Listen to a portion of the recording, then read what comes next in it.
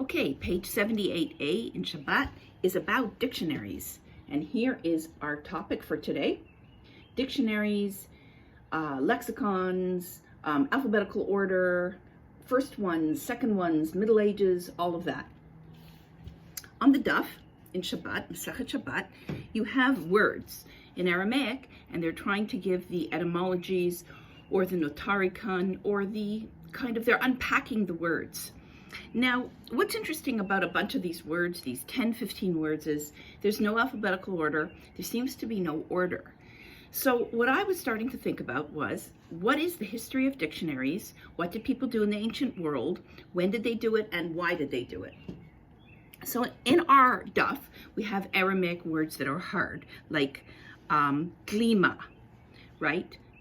And gulta, and purya, and sudara, and words that perhaps they wouldn't know so well, or maybe those are the easy ones, it's hard to know.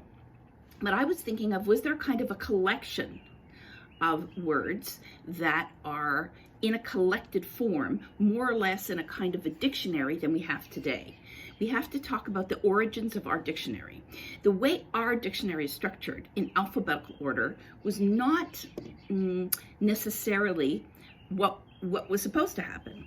It started off in the 1700s and then 1800s, and finally with Samuel Johnson, who was the kind of English lexicographer par excellence. Samuel Johnson decides to put together a dictionary about words and what they mean. And not always was alphabetical order the way in which they wanted to do it.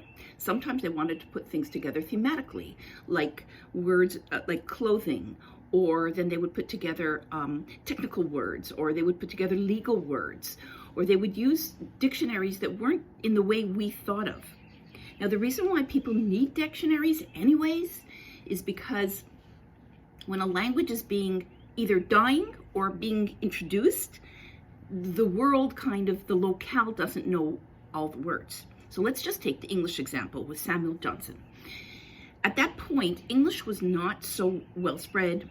It wasn't well known. It wasn't popular. People were speaking French. People were still writing in Latin, for sure.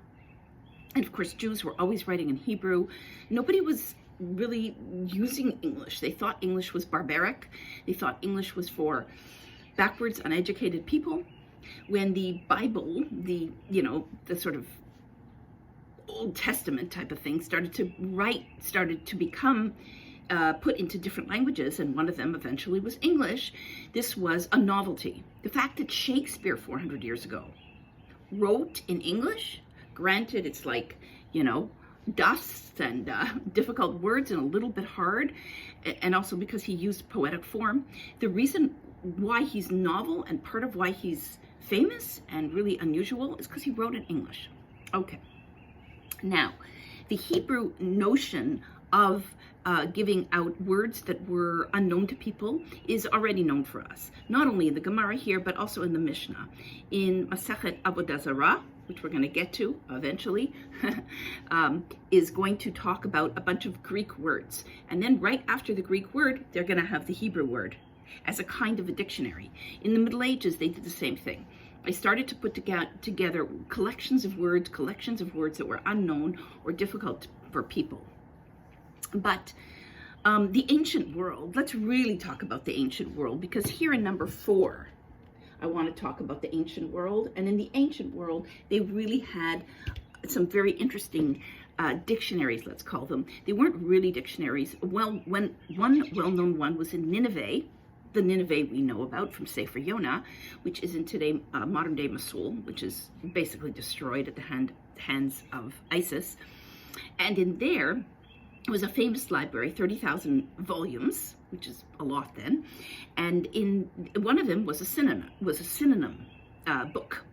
And it wasn't a book, it was a clay tablet with cuneiform written on it. That was the language in which they wrote. And the synonyms were for one word and then another word, which was the equivalent in another language. Now, we know all about translations because those are kind of like dictionaries.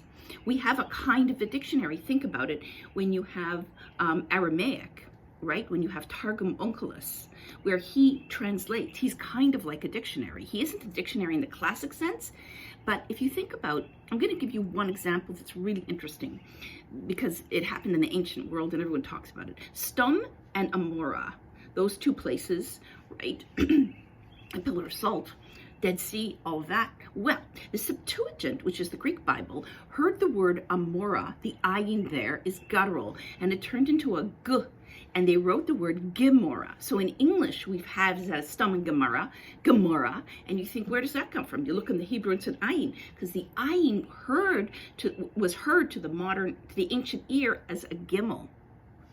And so that's kind of the history of dictionaries. The ones we know only came about 250 years ago, but there were always attempts at trying to teach people the language, especially when newcomers or barbarians would come in.